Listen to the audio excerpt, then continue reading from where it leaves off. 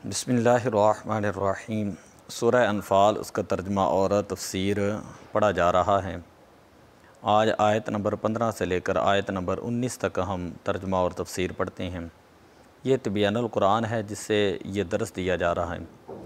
या अय्युहल्लज़ीना आमनू, ए ईमान वालों, इज़ा लक़ीतुमुल्लज़ीना काफ़रू, जब जंग में तुम्हारा कुफ़ार से मुकाबला हो, ज़हफ़न मुकाबला हो, फ़ला तुवल्लूहुमुल अदबार, तो उनसे पीठ ना फेरो, वमन युवल्लिहिम यौमइज़िन दुबरहु, और जिस शख्स ने जंग की हिकमत अमली या एक जमात से मिलने के कसद के बग़ैर मैदान जंग से पीठ फेरी, इल्ला मुतहर्रिफ़न लिक़िताल, या जंग की हिकमत अमली हो, और मुतहय्यिज़न इला फ़िअतिन, या मैदान जंग में एक दूसरी जमात के साथ जो है वो मिलना मकसूद हो, अगर इसके बग़ैर पीठ फेरी, फ़क़त बा बिग़ज़ब मिनल्लाह, तो अल्लाह ताला के गज़ब के साथ लौटा, वमअवाहु जहन्नम, और उसका ठिकाना दोज़ख है, वह बिअसल मसीर, और क्या ही बुरा ठिकाना है। फ़लम तक़तुलूहुम वलाकिन्नल्लाह क़तलहुम, सो ए मुसलमानों, तुमने उनको कत्ल नहीं किया लेकिन अल्लाह ताला ने उनको कत्ल किया है। वमा रमईता इज़ रमईता वलाकिन्नल्लाह रमा, और ए रसूल मुअज़्ज़म सल्लल्लाहु अलैहि वसल्लम, आपने वो खाक नहीं फेंकी जिस वक्त आपने वो खाक फेंकी थी, लेकिन वो खाक अल्लाह ताला ने फेंकी थी।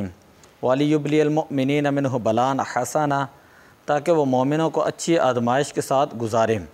इन्नल्लाह समीउन अलीम, बेशक अल्लाह ताला सुनने वाला और जानने वाला है। ज़ालिकुम व अन्नल्लाह मुहिन कैदिल काफिरीन, ये तो तुम्हारे साथ मामला है और अल्लाह ताला कुफ़ार की चालों को कमज़ोर करने वाला है। इन तस्तफ्तिहुम फ़क़द जाअकुमुल फ़तहु, बस आप इन काफ़रों से कहिए, अगर तुम फ़ैसला चाहते हो तो फ़ैसला तुम्हारे सामने आ चुका है।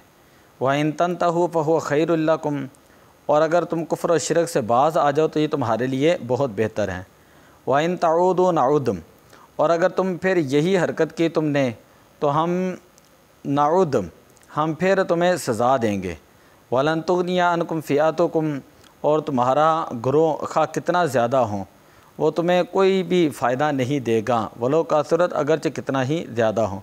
व अन्नल्लाह मअल मुमिनीन, और बेशक अल्लाह ताला मोमिनों के साथ हैं। अब इसकी तफसीर जो है वो काफ़ी लंबी है, लेकिन हम सिर्फ़ एक दो चीज़ें पढ़ते हैं इसमें।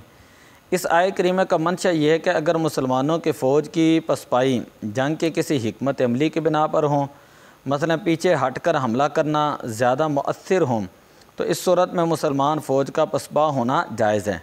और जवाज़ की दूसरी सूरत यह है कि मुसलमान सिपाहियों की एक जमात मरकज़ी फ़ौज से बिछड़ गई है, अब वो अपने बचाव के लिए पसपा होकर मरकज़ी फ़ौज से मिलना चाहती है, तो इस किस्म की पसपाई भी जायज़ है। मुसलमान जो है वो मुसलमान फ़ौज का मैदान जंग से पीठ फेरना सिर्फ इस सूरत में नाजायज़ और हराम है जबकि वो बुज़दिली से महज जंग से बचने की खातिर मैदान जंग से पीठ फेर कर भाग जाए। मैदान जंग से पीठ फेर कर भागना सख्त गुनाह है, अकबरुल कबायर में से है। हज़रत अबू हुरैरा रज़ियल्लाहु ताला अन्हु बयान करते हैं, हुज़ूर अलैहिस्सलातु वस्सलाम ने इरशाद फरमाया, 7 हलाक करने वाली चीज़ों से इज्तनाब करो। पूछा गया या रसूलल्लाह वो कौन कौन सी चीज़ें हैं? आपने फरमाया, अल्लाह का शरीक बनाना, जादू करना, जिस शख्स के कत्ल को अल्लाह ने हराम कर दिया उसको नाहक कत्ल करना, यतीम का माल खाना, सूद खाना, जंग के दिन दुश्मन से पीठ फेरना, बोली बाली पाक दामन मुसलमान औरतों को बदकारी की तोहमत लगाना। सही मुस्लिम शरीफ के अंदर, सही बुखारी के अंदर, अबू सुनन अबू दाऊद के अंदर, सुनन निसाई, सुनन कुबरा के अंदर जो है ये हदीस पाक मौजूद हैं।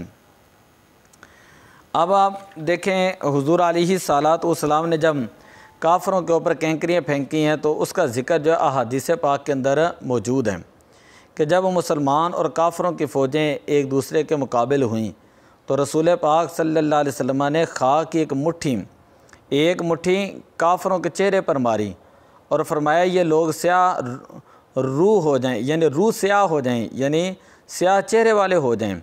तो वो खाक सब काफ़रों की आंखों में पड़ गई और रसूलुल्लाह सल्लल्लाहु अलैहि वसल्लम के सहाब बढ़कर इनको कत्ल करने लगे और गिरफ़्तार करने लगे। और इनकी शिकस्त का असल सबब खाक की वो मुट्ठी थी जो रसूल पाक सल्लल्लाहु अलैहि वसल्लम ने फेंकी थी। और अल्लाह ताला ने यह फ़रमाया था वमा रमईता इज़ रमईता वलाकिन्नल्लाह रमा, ए रसूल मुअद्दम आपने खाक की मुट्ठी नहीं फेंकी जिस वक़्त आपने फेंकी, लेकिन वो खाक अल्लाह तबारक व ताला ने फेंकी थी।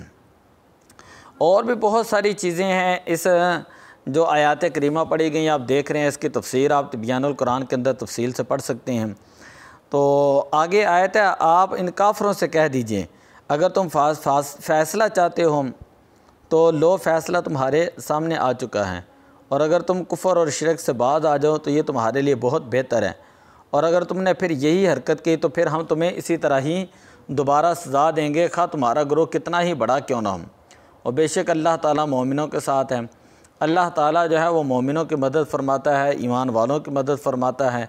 और जंग बदर में भी अल्लाह ताला ने मुसलमानों ही की जो है वो फ़तह फ़रमाई, और मुसलमानों को अल्लाह ताला ने जो वादा फ़रमाया था 2 ग्रोहों में से एक ग्रोह का, वो अल्लाह ताला ने मुसलमानों को फ़तह की सूरत में जो है वो वादा पूरा फ़रमाया। तो दुआ है कि अल्लाह तबारक व ताला हमें जो है अमल करने की तौफ़ीक़ अता फ़रमाए। अस्सलातु वस्सलामु अलैका या रसूल अल्लाह व अला आलिका व अस्हाबिका या हबीब अल्लाह। अस्सलातु वस्सलामु अलैका या रहमतल लिल आलमीन व अला आलिका व अस्हाबिका या ख़ातमन नबिय्यीन।